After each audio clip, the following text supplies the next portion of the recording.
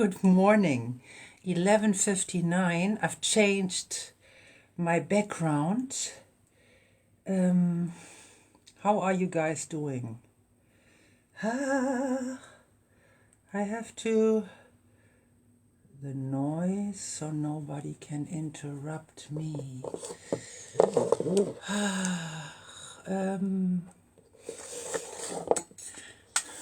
12 o'clock. Hi there, Natalie Cord from the Finca Cancorem in Campos, Mallorca. I'm sending every day from Monday through Friday little stories out to the world from my life or from friends. They have told me their stories. So today I was going to tell you something I have experienced 1.5 years ago when I went to the States, and I have done an interview with Mr. James Mason. And Mr. James Mason is 89 years old, and he has a lot of stories to tell. And I have sent him the interview, the work, the edition is all set.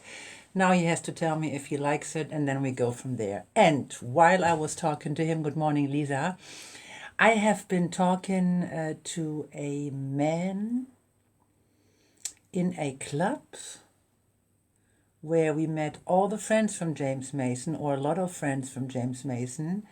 And there was this one guy who was in this club sitting on the side, and people told me that I would want to talk to him because he has something to say. And I said, well, I don't know this man. What is he going to tell me? And they said, well, you talk to him. You will see.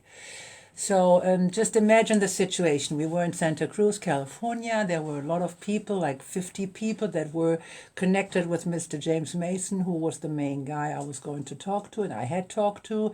But there was this one guy who somehow got into this group and who got introduced to me, and I invited him to sit down with me and to talk to him. Now, his name is Bobby Braggs.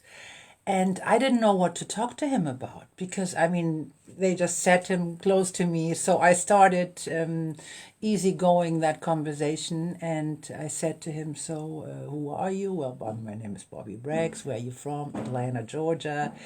And why are you here? And he answered with my question, or to my question, why are you here? He answered, I was in for 33 years. Guten Morgen, Phil.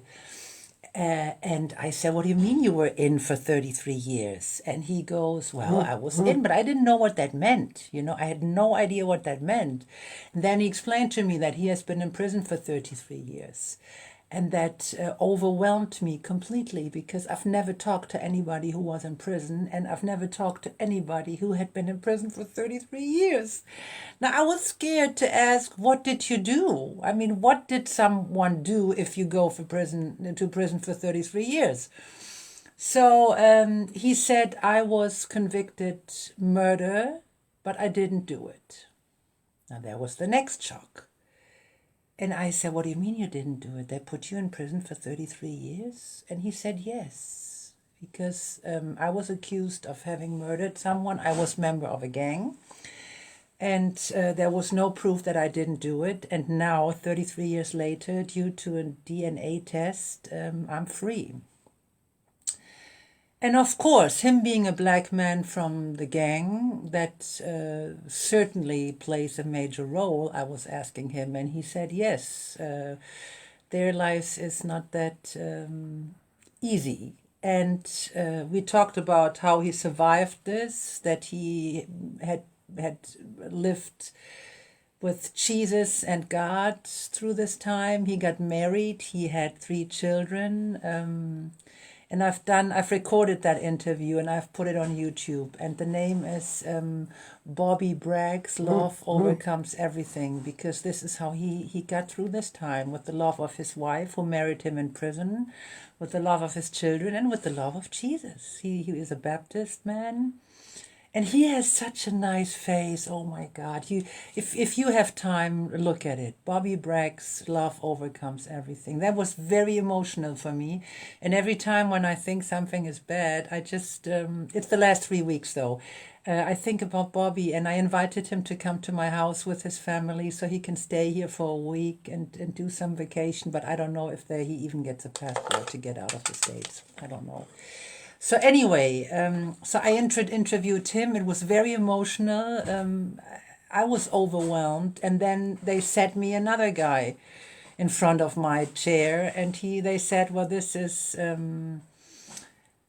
so and so," and I don't want to say his name because the interview with him is not published. So this is so and so, and he's from Panama.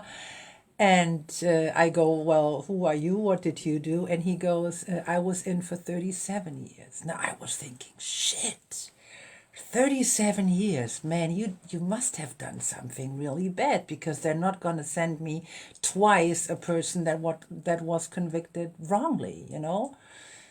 So I said, "What did you do?" I was kind of scared. I was really scared. What the hell he's going to tell me? And he said, "I murdered 2 people." Now, from one man who didn't do anything to a man that murdered 2 people within 30 minutes, I was emotionally completely overwhelmed. I couldn't handle it. Of course, I handled it, but it was. Man, that was emotionally very, very hard for me. Very hard because I wasn't prepared. Nobody told me this is what you're going to expect. So I talked to him. He didn't want to go into this any further because he said he had done he has been in prison, he has done what he had to do, and he's free now. He got over this with the love of Jesus and with the love of God. And he also had a very good energy. It was weird. I mean, I was sitting there talking to a double murder, and that was weird. So the last 3 weeks, whenever I think, oh, life is stupid or life is bad or I'm complaining, I just remember Bobby Bragg's, and I'm all good. I'm all good. So I hope you are all good. Life is nice. New York is beautiful. And yeah. That's what I have to say for today.